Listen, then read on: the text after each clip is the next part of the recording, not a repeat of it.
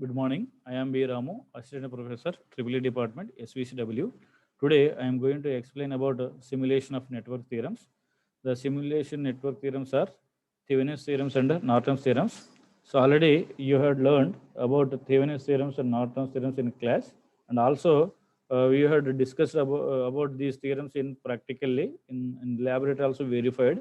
And now we are going to verify these theorems in simulations. So this is the circuit diagram for Thevenin's theorem. So this theorem consists of V1 is 10 volts and V2 is 20 volts. So with the 10 ohms and 20 ohms, and across A and B we connected the load resistance as 40 ohms. So in Thevenin's theorem, the first step is we have to find the open circuit voltage. To find the open circuit voltage, we have to remove the load resistance. Then the circuit is becomes like this. So under that condition, we want to find the open circuit voltage. For that purpose, we are placing a voltage measurement block. So that value will be shown in the display, that is 13.33 volts. And also we can verify the same value through a graph. So that is this value. So that is 13.33. And then so the equivalent resistance. So for finding the equivalent resistance, we should make the sources to be inactive. So this circuit consists of two voltage sources. Those two voltage sources we made short circuit.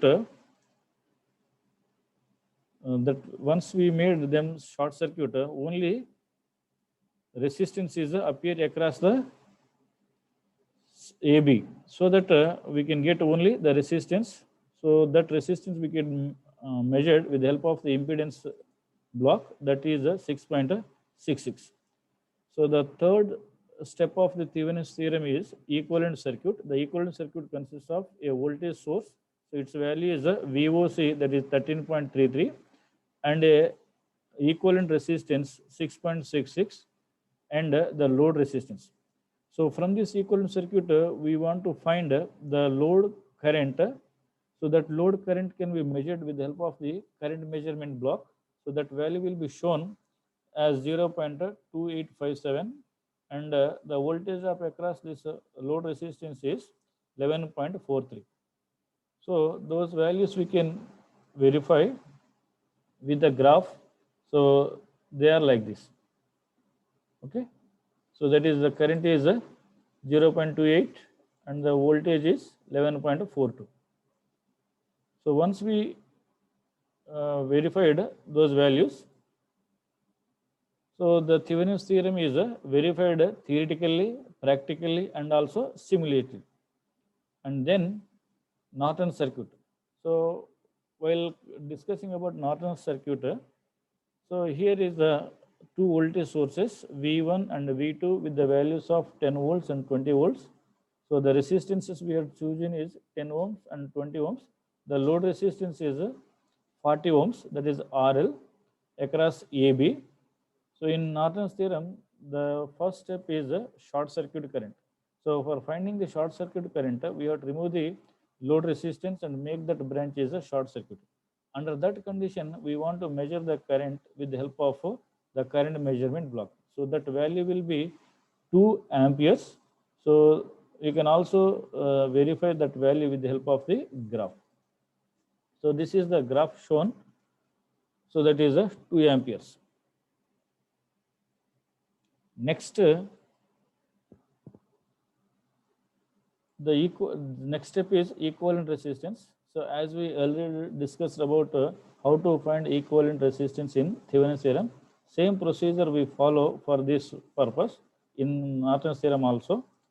So where we made two voltage sources will be inactive.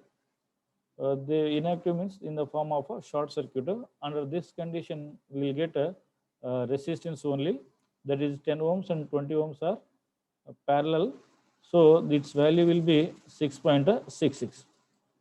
The next step in Norton's theorem is equivalent circuit. So this equivalent circuit consists of a voltage source and equivalent resistance 6.66 and a load resistance as 40 ohms. All these three branches are connected across in parallel each other. So for the current source, so we don't have the current source directly, so we take in a current controlled current source. For this we are giving 2 amperes as we appeared in the short circuit current, and under this condition we will measure the load current with the help of a current measurement block. So that value will be 0.2855, and the voltage drop across the load resistance is 11.42.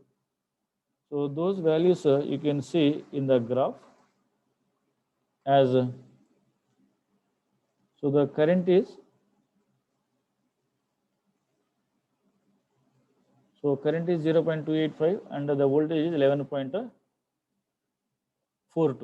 So we can verify these theorems with the simulation, and also we have seen in practically, and also we learned in the theoretical calculations, so that the theorems, network theorems, we can verify in these ways.